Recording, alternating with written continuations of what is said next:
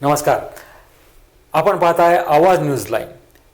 निवडणूक विशेष वार्तापत्रामध्ये आत्तापर्यंत आम्ही आपल्यापर्यंत आणून पोहोचवतोय सर्वच पक्षांच्या राजकीय कुरघोड्या, राजकीय वाटचाली, त्यांची कारकीर्द, त्याचबरोबर उमेदवारांना, इच्छुकांना, तथाकथित नगरसेवकांना, पदाधिकाऱ्यांना, अगदी आमदार खासदारांना सुद्धा थेट आपल्या भेटीस. याचं कारण त्यांना काय वाटतं, त्यांची मतं काय आहेत आणि मतदारांची मतं काय आहेत, त्यांच्या अपेक्षा काय आहेत, नेमकं काय घडतं या महापालिकेच्या निवडणुकीच्या वातावरणाच्या पार्श्वभूमीवर. कारण वातावरण काही वेगळंच आहे. या राजकीय उलथापालथीलाही चांगलेच रंग आलेत. जसजसं निवडणुकीचं वातावरण तापू लागलंय तसतसं या उलथापालथीही रंगू लागले आहेत. एवढंच नव्हे तर वेगवेगळे उमेदवार, वेगवेगळे इच्छुक, त्यांचे पदाधिकारी आणि राजकीय नेते सुद्धा या रंगामध्ये चांगलेच रंगू लागलेत. कार्यकर्त्यांचे मेळावे देखील जागोजागी आता आयोजित केले जाऊ लागलेत. नुकताच आकुर्डीमध्ये खंडोबाचा माळ या परिसरामध्ये राष्ट्रवादी काँग्रेसचा कार्यकर्त्यांचा मेळावा खुद्द अजितदादा पवार यांच्या उपस्थितीमध्ये संपन्न झाला आहे. या मेळाव्यामध्ये आपल्या कार्यकर्त्यांना प्रशिक्षण देताना किंबहुना काही कानपिचके देऊन त्यांची कान उघडणी करताना सुद्धा अजितदादांची वक्तव्य आपल्याला ऐकायला मिळालीत. पाहूयात नेमकं काय म्हणालेत. आपण काय काम केलं ज्या निमित्तानं जनतेला समजलं पाहिजे. आज पवार साहेबांनी स्वाभिमानातून राष्ट्रवादी काँग्रेस पार्टीची स्थापना केल्यानंतर या पक्षाने शाहू फुले आंबेडकरांचाच विचार हा जनतेच्या समोर देण्याचं काम केलेलं आहे. प्रजा लोकशाहीमध्ये सर्व धर्म समभाव हीच भूमिका, सेक्युलरवादी भूमिका ही सातत्याने मांडण्याचं काम केलेलं आहे. माझी आपल्याला विनंती आहे की अनेक जण निवडणुकीच्या निमित्तानं काही चुकीचं सांगण्याचा प्रयत्न करतील, परंतु मी आपल्याला स्पष्ट सांगतो, त्या ठिकाणी टाकाला जायचं आणि भांड्या लपवायचं ही भूमिका माझी आणि माझ्या सहकाऱ्यांची अजिबात नाही. या शहरामध्ये काम करत असताना गेले अनेक वर्ष आम्ही मागासवर्गीय समाजाला पण मान सन्मान देण्याचं काम केलं, चांगली घरं देण्याचं काम केलं. आपल्या महानगरपालिकेच्या माध्यमातून इथलं असणारं बजेट हे मोठ्या प्रमाणावर महिलांना स्वयंरोजगाराच्या साठी मोफत शिवणयंत्राचं वाटप असेल, मुलींना तांत्रिक प्रशिक्षणाच्या साठी अर्थसहाय्य करण्याचं काम असेल, माझ्या गरिबांच्या मुलींना परदेशामध्ये जाण्याच्या करता काही आर्थिक हातभार लावण्याचं काम तेही आपल्या महानगरपालिकेने केलं.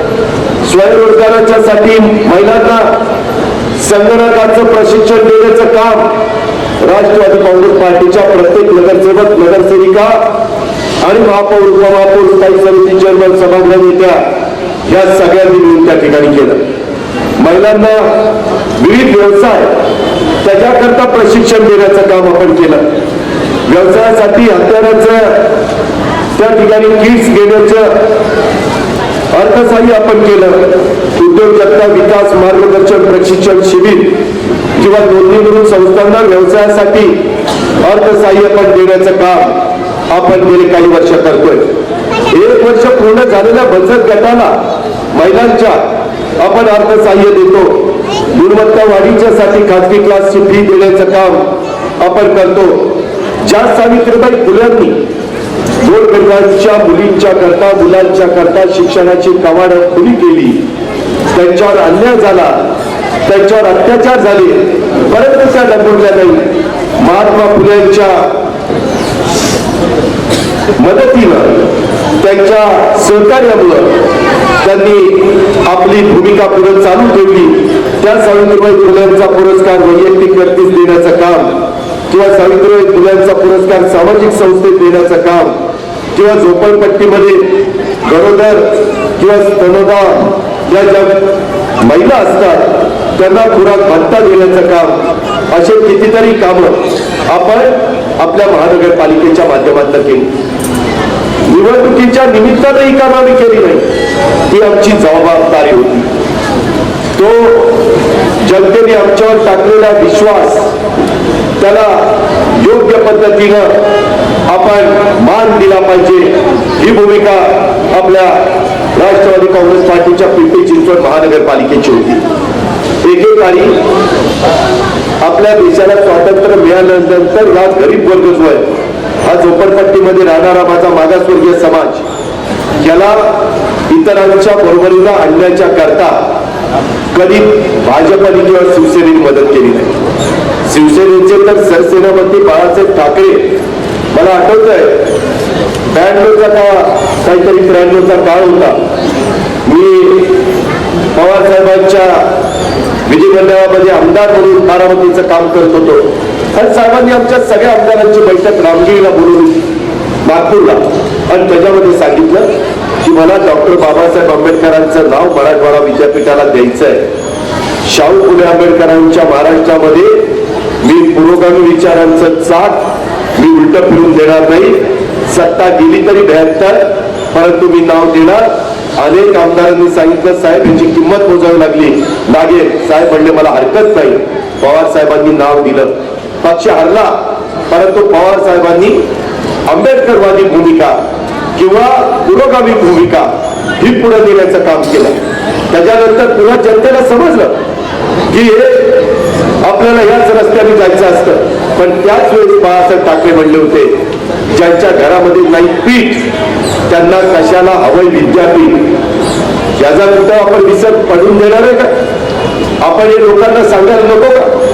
नव्या पिढीच्या लक्षात आणून द्यायला नको का? त्याच्या संदर्भामध्ये परवा निकाल लातूर, नांदेड आणि बीडला गेलेलो. तिथं अशोकराव चव्हाण साहेबांची माझी काही चर्चा झाल्या. त्याच्या आधी आपल्या जयपूरला एक कार्यक्रम होता. राजस्थानला जयपूरला होणाऱ्या कार्यक्रमामध्ये RSSचे प्रमुख नेते आरक्षण आता काढलं पाहिजे अशा प्रकारचं वक्तव्य केलं.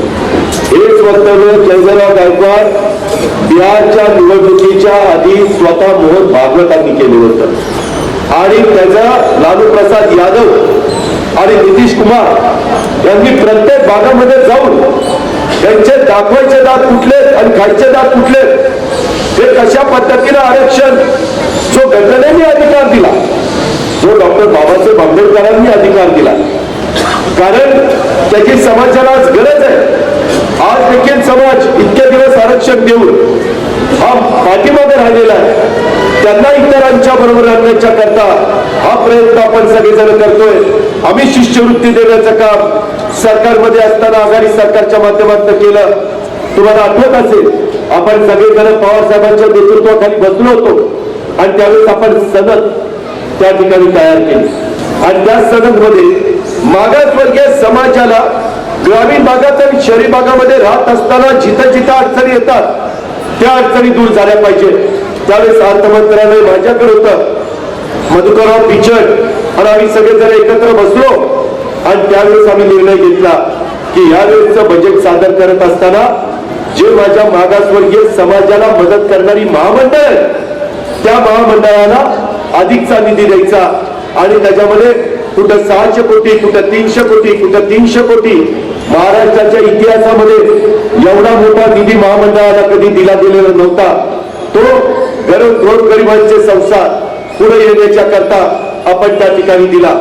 ही पण गोष्ट आपण सगळ्यांनी लक्षामध्ये ठेवली पाहिजे. आज यांचं धाडस कसं होतं, यांचा बोलवता धनी कोण आहे का अशा प्रकारचे आरक्षण रद्द करण्याची भूमिका इथं मांडली जाते. अशा प्रकारचा खडा टाकल्यानंतर काय लोकांच्या मध्ये विरोध निर्माण होतोय का, काय जनतेची प्रतिक्रिया येते, जनता त्याच्याबद्दल काय भूमिका घेते, हे त्याच्या पाठीमागचं कारण. आणि म्हणून आपण सगळ्यांनी संघटित राहिलं पाहिजे. मी उद्याच्या निवडणुकीच्या निमित्तानं बरोबर माझ्या माहितीप्रमाणे आज 1 महिन्यानी महानगरपालिका जिल्हा परिषदेचे निकाल आता लागत असतील. 23 फेब्रुवारीला निकाल लागणार. आपल्याला माझ्या माहितीप्रमाणे 27 तारखेपासून फॉर्म भरायचे. समविचारी पक्षाची विभागणी होऊ नये म्हणून मी आणि माझे सगळे सहकारी थोडंसं थांबलेलो. मुलाखती घेतल्या, सगळ्यांना विनंती केली की आपण आपल्या आपल्या प्रभागामध्ये फिरा. राष्ट्रवादी काँग्रेस पार्टीचे घड्याळाचं चिन्ह घेऊन 4 जे उमेदवार उभे राहतील त्यांना ताकद द्या. पण कधी कधी कार्यकर्ते येतात, अहो इथं तर काही जण फोटो लावून सांगायला लागले की आम्हाला पुढे जा म्हणून सांगितलं, आम्हाला तिकीट मिळणार म्हणून सांगितलं. मी आज देखील तुम्हाला या मेळाव्याच्या निमित्तानं सांगतो, मी एकालाही तिकीट मिळणार असं सांगितलेलं नाही. त्याच्यामध्ये आपण नव्या जुन्यांचा नीटपणे समन्वय साधण्याचं काम इथं करणार आहोत. आपण मागासवर्गीय समाज, आदिवासी समाज ज्यांना आपण योग्य पद्धतीनं प्रतिनिधित्व, त्या मागासवर्गीय समाजामध्ये देखील मातंग असेल, नवबौद्ध असेल, चर्मकार असेल किंवा वेगवेगळे घटक, वाल्मिकी असेल, अनेक जण आहेत, त्या सगळ्यांना पण त्याच्यामध्ये कसं प्रतिनिधित्व देता येईल हा प्रयत्न माझा आणि माझ्याबरोबर राष्ट्रवादी काँग्रेस पार्टीचं शहरामध्ये जे निर्णय घेत असतानाची जी कमिटी आहे आमच्या सगळ्यांचा तो प्रयत्न राहणार आहे. त्याच्यामुळे आपण कुणी काही सांगत असलं तर त्या गोष्टीवर विश्वास ठेवू नका, ही माझी या मेळाव्याच्या निमित्तानं आपल्याला सगळ्यांना सांगणं आहे. आणि जे काम केलेलं आपण गेले काही वर्ष इथं विकासाची कामं केलेली, आपण इथं कुठं शहरात कमी पडलो नाही. पाण्याच्या बाबतीत, विजेच्या बाबतीत, रस्त्याच्या बाबतीत, झाडं लावण्याच्या बाबतीत, शिक्षणाची सोय करण्याच्या बाबतीत, गोरगरिबांच्या मुलांना पण उत्तम प्रकारचं दर्जेदार शिक्षण मिळालं पाहिजे, ही भूमिका पिंपरी चिंचवड शिक्षण मंडळाच्या माध्यमातून आपण त्या ठिकाणी राबवली. या प्रकारचं काम राष्ट्रवादी काँग्रेस पार्टीनं त्या ठिकाणी पुढाकार घेऊन केलेलं आहे, हे पण आपण त्या ठिकाणी सांगतो. दरवर्षी आपण महिलांना शिवण यंत्र देतो. अक्षरशः गोरगरिबांना मिळणाऱ्या योजनेमध्ये खडा पिठाचा टाकण्याचं काम जर कोण करतं तर इथले भाजपचे, शिवसेनेचे काही नगरसेवक आणि नेते करतात. आपल्या गोरगरिबांचे घरबांधणीचा कार्यक्रम इतका जोरात घेतला. मी दिलीप अण्णांना सांगितलं, तुम्ही काही काळजी करू नका, मी सरकारमध्ये, परंतु माझ्या गोरगरिबांना झोपडपट्टीमध्ये राहायला लागू नये, त्यांना पण हक्काची घरं मिळावी. मगाशी विनोदनी सांगितलं की मी उस्मानाबाद जिल्ह्यातला घरं देताना अनेक जण मला सांगतात मी सोलापूरला आलो, मी उस्मानाबादचा, मी बीडचा, मी जामखेडचा, मी त्या ठिकाणी असणारा लातूरचा, नांदेडचा, अशा वेगवेगळ्या भागातला गोरगरीब समाज आपल्या इथं आला, त्यांनाही घरं मिळाली पाहिजे. परंतु त्याच्यात पण कोटबाजी करण्याचा प्रयत्न हा काही चुकीच्या लोकांनी केला. त्याच पद्धतीनं महिलांना शिवण यंत्र देण्याच्या करता कोण जबाबदार आहे? तिथं बीजेपीच्या नगरसेविका जबाबदार, त्यांनी त्याच्यामध्ये अडचणी निर्माण केल्या. वास्तविक चुकीचं असेल तर जरूर थांबवा ना, परंतु गोरगरिबांच्या तोंडातला घास काढून घेण्याचे जो प्रयत्न, हा प्रयत्न करण्याचं यांना काय कारण आहे?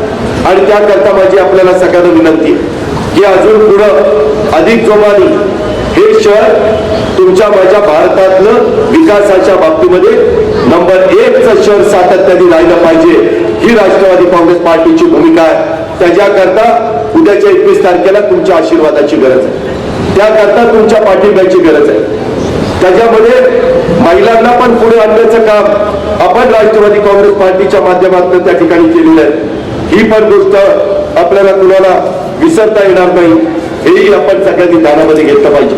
अनेक प्रकारच्या ज्या गोष्टी चाललेल्या त्या सातत्याने तुम्ही बघा, निवडणुका जवळ आल्या की यांना युगपुरुष छत्रपती शिवाजी महाराजांची आठवण झालीच. डॉक्टर बाबासाहेब आंबेडकरांचं नाव भाजपाच्या तोंडात आलं की समजायचं कुठली तरी निवडणूक आलीच. कुणाच्या तरी मानवाचं एखादं स्मारकाचं भूमिपूजन घेतलं की समजायचं निवडणूक कुठली तरी आली. तुम्ही मला सांगा, हिंदू बिलच्या बद्दल आम्ही सगळ्यांनी निर्णय घेतला आणि तिथं अतिशय जगाला पण अचंबा वाटेल अशा प्रकारचं डॉक्टर बाबासाहेब आंबेडकर घटनेचे शिल्पकार त्यांचं स्मारक करायचा निर्णय आम्ही घेतला. त्याच्यानंतरच्या काळात आम्ही मनमोहन सिंगांना भेटलो, सगळ्या गोष्टी झाल्या आणि नंतर लोकसभेत आपला पराभव झाला.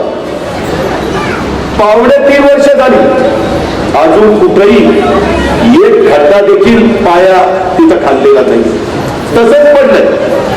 काय नाही, निवडणुका कुठल्या आल्या की अशा पद्धतीनं काहीतरी प्रलोभनं दाखवायची आणि लोकांना आपलंच करण्याचा प्रयत्न करायचा. सगळ्या देशामध्ये खोटं बोल पण रेटून बोल असा जर पक्ष कुठला असेल तर तो भाजप आहे. तुम्ही बघा, आजचे दिन आले सांगितलं, आजचे दिन आले का? आले. कुणाला आले? पंतप्रधान नरेंद्रजींना आले. आजचे दिन महाराष्ट्राचे मुख्यमंत्री देवेंद्रजींना आले आणि जनतेला दरिद्र आले. सगळं अक्षरशः इतकी वाईट अवस्था. मी काल मराठवाड्यामध्ये गेलो होतो, ते म्हणले दादा या नोटाबंदीमुळं आम्हाला पैसे मिळत नाही. मगाशी कोणतरी म्हणलं 2000च्या नोटा छापायचं जोरात काम चाललं, आणि पण त्या गरीबाला काय त्याचा उपयोग आहे? जर 15 आणि 20 रुपयाला वडापाव मिळत असेल तर ती 2000ची नोट वडापाववाल्याला दिल्यावर ती बाकीचे 1980 रुपये परत करू शकेल का? नाही करू शकणार. तिला साधं जे आपण वेगवेगळ्या ठिकाणी गरिबाच्या करता जे जेवण असतं किंवा जे आपला आहार असतो त्याच्यामध्ये 2000ची नोट देऊन चालणार आहे का? निव्वळ लोकांनी सगळ्यांना सांगितलं किंवा आम्ही काहीतरी याच्यात करणार. जनतेलाही गरिबाला वाटतं यार 15 लाख रुपये देणार होते, परदेशात काही काळा पैसा आला नाही, इथं तर काही त्यांना सापडलं नाही, आता इथं काहीतरी सापडेल बरं मोठ्याचं जाते जाऊ द्या तरी. असं कधी कधी काहींना वाटतं. आता सगळीच्या सगळा पैसा काळ्याचा पांढरा झालाय. तो कशामुळे झाला, काय झाला हे सरकारने तपासावं, परंतु सरकारला अजिबात त्याच्यात काही साध्य करता आलं नाही. आणि आरबीआयचे गव्हर्नर पण सांगतात की याच्यामध्ये आम्ही हा निर्णय घेतला नव्हता, हा वरिष्ठांनी निर्णय घेतला. अरे तुम्ही लोकांना रांगेत उभं केलं, सांगितलं की 70 वर्ष काँग्रेसच्या राजवटीनं जनतेला रांगेत उभं केलं, 50 दिवस रांगेत उभं राहिलं म्हणून काय बिघडलं? 50 दिवसात 200 लोक मृत्युमुखी पडली. त्याचा काही त्यांचा जीव महत्वाचा आहे का नाही? त्यांच्या घरावरचं दुःखाचा डोंगर कोसळला, त्याचं काय करायचं? त्याही बद्दल उत्तर द्यायला तयार नाही. आता 70 दिवस होऊन गेले, परंतु अजूनही परिस्थिती सुधारलेली नाही. आणि निवडणुका आल्या आणि जर त्यांना यश मिळालं की म्हणतात जनतेचा पाठिंबा आहे आम्हाला. आज नोकऱ्या कमी होत चालल्या. आता मी विनोदशी बोलत होतो. विनोद पूर्वी मला वाटतं मुळशी तालुक्यामध्ये कुठेतरी नोकरीला होता, बरोबर ना, तिरंगुटला. तर तिथनं तो निघाला, परंतु पूर्वी नोकऱ्या तरी मिळायच्या. काल मी जाताना बीडची सभा करून परळी मार्गे नांदेडला चाललो होतो. परळीचे 5च्या 5 प्लांट जयदराव गायकवाड बंद आहे. मी तिथं ऊर्जा खात्याचा मंत्री होतो. मी तिथं अधिकाऱ्याला फोन केला, बोलले एकच पण प्लांट चालू नाही. म्हणलं दादा तुमचं सरकार गेल्यापासून इथला एक पण प्लांट चालू नाही, कारण विजेची मागणीच कमी झाली. आपल्या काळामध्ये वीज एवढे मागायचे की लोड शेडिंग करावं लागायचं. त्याच्यामध्ये आम्हाला शेतकऱ्याला बाबा दिवसा 10 तास पाणी घ्या, कधी रात्री 10 तास पाणी घ्या, एवढीच वीज आम्ही देऊ. आणि ती परिस्थिती बदलण्याच्या करता आम्ही पॉवर प्लांट टाकले. आता मात्र कारखाने बंद पडायला लागले, लोक बेरोजगार व्हायला लागले, बेकारी वाढायला लागली. हा अपयश भारतीय जनता पक्षाचं आहे. आणि त्याच्यामुळं आपण सगळ्यांनी या गोष्टी उद्याच्या निवडणुकीच्या निमित्तानं ध्यानामध्ये घेतल्या पाहिजे, अशी माझी आपल्याला सगळ्यांना आग्रहाची, नम्रतेची, कळकळीची विनंती आहे. इतर बरंच खोटं नाटं सांगून काही ना काही जनतेची दिशाभूल करण्याचं काम या सगळ्या मंडळींचं चाललेलं आहे. परंतु यांचं प्रेम कुठला मावशीचं प्रेम आहे, काय खरं प्रेम नाही. त्यांना निव्वळ मतं पाहिजे. तुम्ही बघा, आज मलाही राज्यात फिरावं लागतं. मी राज्यामध्ये फिरत असलो तरी वरचेवर मी पिंपरी चिंचवडला संजोगनी, शकुंतलाताईंनी, प्रभाकरनी किंवा डब्बूनी, मंगलानी, तुम्ही सगळ्यांनी सांगितल्यानंतर येतो. विनोदनी सांगितलं मी तिथं मिळाव्याला वेळ दिला. आज कुठला तरी भाजप, शिवसेना, मनसे आणि काँग्रेसचा नेता पिंपरी चिंचवडवर लक्ष ठेवतं? काही कुणाला घेणं देणं पडलेलं नाही. काही त्यांना मनसेच्या नेत्याला नाही, तिथं कृष्णकुंजीवरून कधी बाहेर पडेल सांगता येते. त्याच्यामध्ये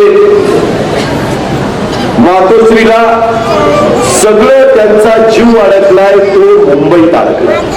मी खरंच सांगतो, उद्धव ठाकरेंना बाकीशी काही घेणं देणं नाही, त्यांचा जीव अडकलाय तिथं. त्याच्यावर तिथं युती होईल का नाही याबद्दलचं त्यांचं काम चाललंय. बघा, सारख्या मिटिंगच्या मिटिंग चाललेल्या, बैठकाच्या बैठका.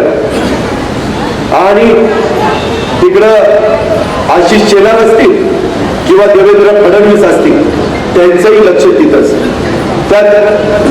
त्यांच्या रावसाहेब दानवे ते तर काय बोलतात त्यांचं त्यांनाच कळत. काल तर मी तिकडे गेलो, तिथं मराठवाड्यातल्या लोकांनी सांगितलं, हे म्हणलं की मागचा दुष्काळ नव्हता, दुष्काळ नसताना आम्ही 4,200 कोटी रुपये आणले. आता किती माणसाने खोटं बोलावं. दुष्काळ नसता तर रेल्वेने पाणी लातूरला द्यावं लागलं असतं, दुष्काळ नसता तर जनावरांच्या छावण्या सुरू कराव्या लागल्या असत्या. खुशाल काय तिथं स्टेटमेंट केलं, म्हणलं दुष्काळ नव्हता. हे सगळं तिकडनं पैसा आणण्याच्या करता आम्ही दाखवलं. किती खोटं बोलताय, केवढं रेटून बोलताय आणि काही सांगताय. म्हणले तुम्ही लक्ष्मी दर्शन घेतलं तर द्या, लक्ष्मी दर्शन घ्या. तिथं एका ठिकाणी सांगितलं जुन्या नोटा असल्या तर तुम्ही द्या माझ्याकडे, मी तुम्हाला नव्या नोटा देतो. अरे त्यांचं काम आहे, तर बँकेचं काम आहे. रावसाहेब दानवे कसं काय सांगू शकतात, भाजपचे प्रांताध्यक्ष कसं सांगू शकतात, 30 तारखेला जर नोटा बंद झाल्या 1000च्या 500च्या, मग हे अशा प्रकारचं वक्तव्य कसं करू शकतात, हे जरा विचार करा ना. हे निव्वळ श्रीमंताला श्रीमंत करण्याचं काम चाललेलं आहे. हे नोटाबंदीचा सगळ्यात जास्त फायदा जर देशात कुणाला होणार आहे तर तो अंबानीला होणार. अंबानी अजून अब्जाधीश कोट्याधीश, तुम्हाला तो आकडा पण लिहिता येणार नाही, एवढा मोठा होणार आहे. अडाणी मोठा होणार आहे. गरिबाचं काय, परवा पण नावं आली श्रीमंतांची 8 नावं. 8 श्रीमंत कुटुंबांच्याकडं देशातल्या 60% पैसा आणि प्रॉपर्टी, बाकीची 125 कोटी जनतेकडं 40% प्रॉपर्टी. आणि निव्वळ सांगायचं आजचे दिन आलेवाले, कशाचं आजचे दिन. तिथं वेगवेगळ्या लोकांना बोलून द्यायचं नाही. आता तो हार्दिक पटेल का त्याला बोलून दिलं, तर का त्याला गुजरातमध्ये तरी मार केलं होतं, का त्याला बाहेर पाठवलं, का कन्हैयाला बोलून दिलं जात नाही. अशा पद्धतीनं तरुण वर्गाला देखील त्यांचं मुस्कटदाबी करण्याचा जो प्रयत्न हा भारतीय जनता पक्षाचा चालला, तो अतिशय तुम्हाला मला देशाच्या भवितव्याला, एकतेला, देशाच्या अखंडतेला हा तो अडचणीचा ठरणार आहे. आणि निव्वळ आपला स्वतःची राजकीय पोळी भाजण्याचा प्रयत्न या मंडळींचा चाललेला आहे. म्हणून मला माझ्या पिंपरी चिंचवड शहरातल्या सगळ्या सहकार्यांना आणि बंधू भगिनींना सांगायचंय, जागा 128च आहेत. उमेदवारांची संख्या प्रचंड आहे. खूप जण मला 2-2दा 3-3दा 4-4दा येऊन भेटतायत. मी त्यांना सांगतो की बाबा तो लक्षात आहे, तुम्ही सारखं येऊ नका.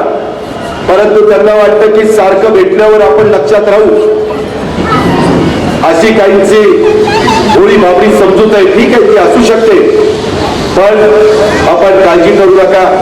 त्याच्यामध्ये 128 लोकांनाच आपण उमेदवारी देऊ शकतो. ज्यांना उमेदवारी मिळणार नाही त्यांनी नाराजी दाखवू नका. बघता बघता काळ जातो. इतरही वेगवेगळ्या ठिकाणी आपण काहींना सामावून त्या ठिकाणी घेऊ शकतो. अशा प्रकारचं काम आपल्याला या शहराच्या सर्वांगीण विकासाच्या बाबतीमध्ये त्या ठिकाणी करायचंय. आणि म्हणून आपण कुठल्याही परिस्थितीमध्ये खोट्या नाट्या प्रचाराला त्या ठिकाणी बळी पडू नका.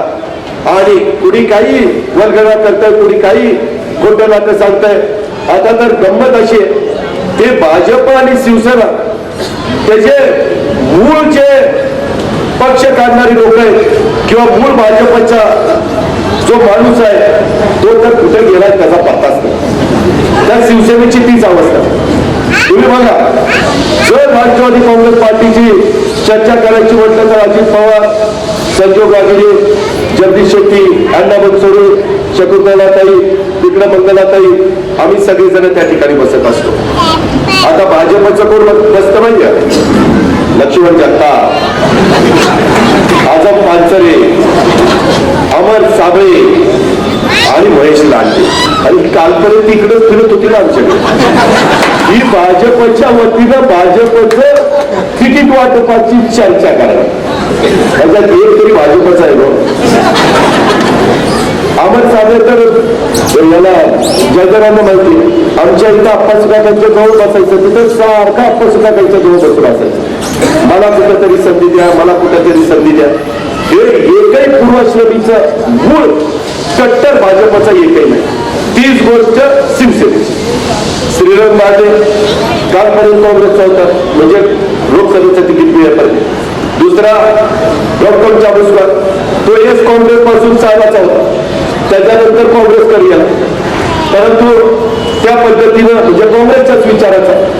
त्याच्यानंतर शिवाजीराव आढळराव, त्यांनी खासदारकीचं तिकीट मागितलं तेव्हा ते नाना राष्ट्रवादी काँग्रेस पार्टीचे आंबेगाव तालुक्याचे अध्यक्ष होते.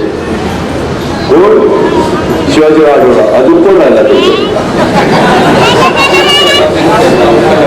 राहुल कराटे. तिथं तानाजीरावच पोर आहे. तानाजीराव पण तिकीट मागायचं, राहुल पण तिकीट मागायचं, सारखं माझ्या आजूबाजूलाच असायचं. त्याच्यामुळे ही काही नाही, ज्यांनी स्वतःच्या स्वार्थाच्या करता यांनी बदल केलेला आहे, निष्ठा यांनी बदललेली आहे. शेवटी जे काही पिंपरी चिंचवडच्या विकासाच्या बाबतीमध्ये करायचंय ते विजन आदरणीय पवार साहेबांच्याकडे, ते विजन राष्ट्रवादी काँग्रेस पार्टीकडे, ते विजन माझ्याकडे. आणि त्याच्यामुळं उद्याच्या काळामध्ये कुठेही आम्ही काही गेलो, आजही सकाळी मला वाटतं संजोगचा कोणतरी बसला असता तर साहेबांचा फोन आला, आपण काहीतरी चर्चा करत होतो तेवढ्याच साहेबांचा फोन आला. अजित पिंपरी चिंचवडचं कसं चाललं, अजित पुण्याचं कसं चाललं, जे गार आकाशात जरी फिरत असली तरी वर्ण लक्ष पिल्लापाशी असतं. ही गोष्ट लक्षात ठेवा, ही गोष्ट आयुष्यात तुम्ही विसरू शकत नाही.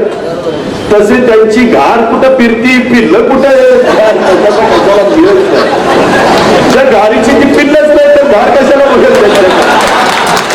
अंडी पण त्यांची पिल्लं पण त्यांची, ही वस्तुस्थिती. मी कुठेतरी टीका टिप्पणी करतो असं समजू नका, ही वस्तुस्थिती.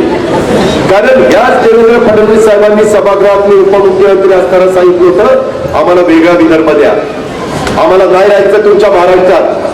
आज ऑन रेकॉर्ड किती आहे, ज्या व्यक्तीची भूमिका वेगळ्या विदर्भीची आहे ती व्यक्ती का पिंपरी चिंचवड पर्यंत, याचा कुठेतरी विचार करा ना.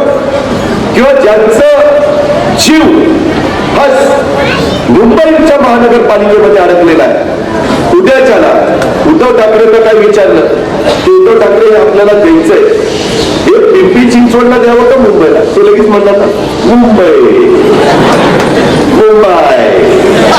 तसं अजित पवारला विचारल्यावर अजित पवार काय म्हणत पिंपरी चिंचवड.